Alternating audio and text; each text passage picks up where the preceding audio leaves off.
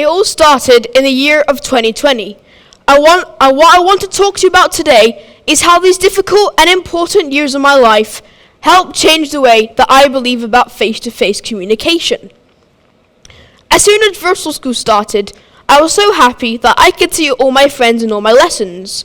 Even if it was just from a computer screen, I still enjoyed seeing them a lot more often. But then, it started to make me realize that you really have to treasure every moment you get to spend time with your friends. I know that social media allows you to connect with your friends, even if you're not physically with them. But it's just not the same, and we can simply not compare it to the real thing. Although I love technology, it's being with people that now I realize actually allows me to learn. And now I gradually start to realize why adults always say that you should be grateful for what you have in the present, because you never know when in the future things might change. My dad showed me his Facebook account, and I saw 292 friends on his friends list. These are people such as family, friends, and work colleagues who he is able to stay in touch with, share memories in special events, which are also important when they live so far away. But then, it started to make me realize how easy it is to get your friends. I gave my dad a random name from the top of my head, and he searched it in the search menu, and hundreds of people came up with their full name and their profile picture, with the words "add friend" next to them. My dad said that if you clicked this button and they'd accepted your friend request, then they'd be automatically added to your friends list and you'd be able to start chatting with them. So based on how easy it is to get a Facebook friend, it started to make me ponder, are your friends on Facebook really your friends? The dictionary definition of a friend is someone whom bonds with and whom shares mutual affection. Me and my friends play football, chat, and just generally hang around together. And all of this definitely qualifies to be a friend. But on the other hand, you have your Facebook friends. There's just a limitless supply of them, and all it takes is for you to click one button on one end, and for them to click another button on the other end. And there's literally a limitless supply of them. So in conclusion, I don't believe that your friends on Facebook get the same feeling that you get with your friends. And in simple terms, your friends on Facebook don't count as your friends. Problems and issues are solved by people who work together, and the relationships you build are so key and important to life. So let me ask you a question on that.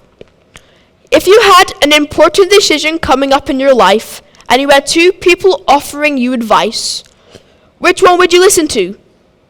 Person A is a good friend that you've known all your life, and person B, who is your brand new friend off Facebook.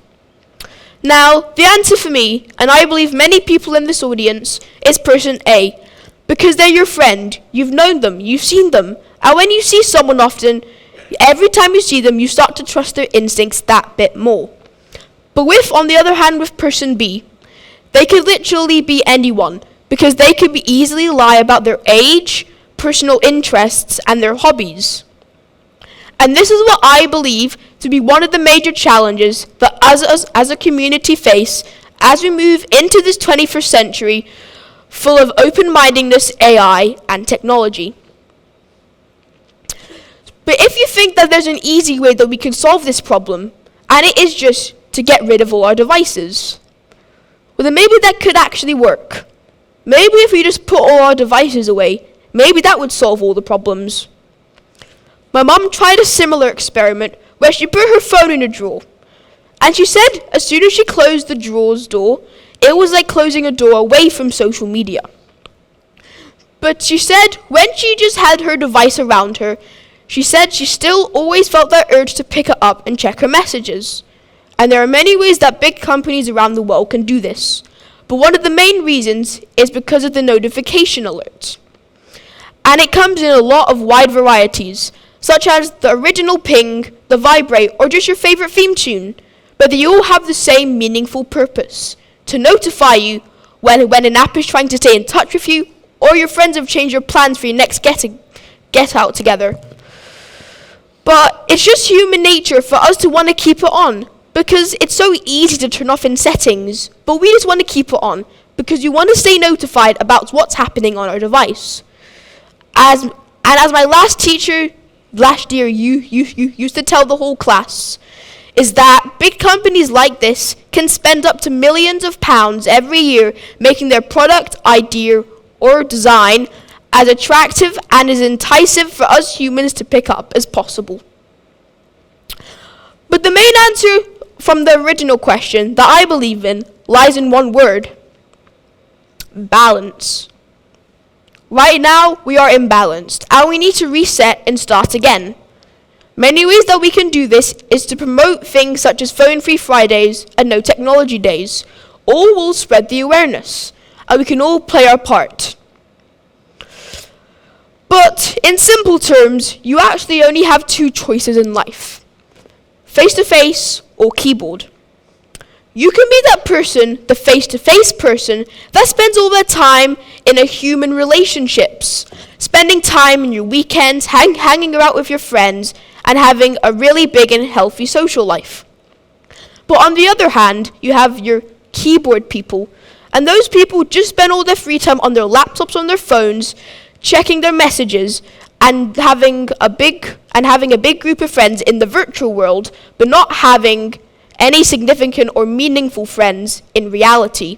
And maybe it's because they're too shy to ask, or maybe they're just not in the mood. But your friends can be for life. So I would advise everyone here to take the time to get to know your friends in person and not just from a computer screen.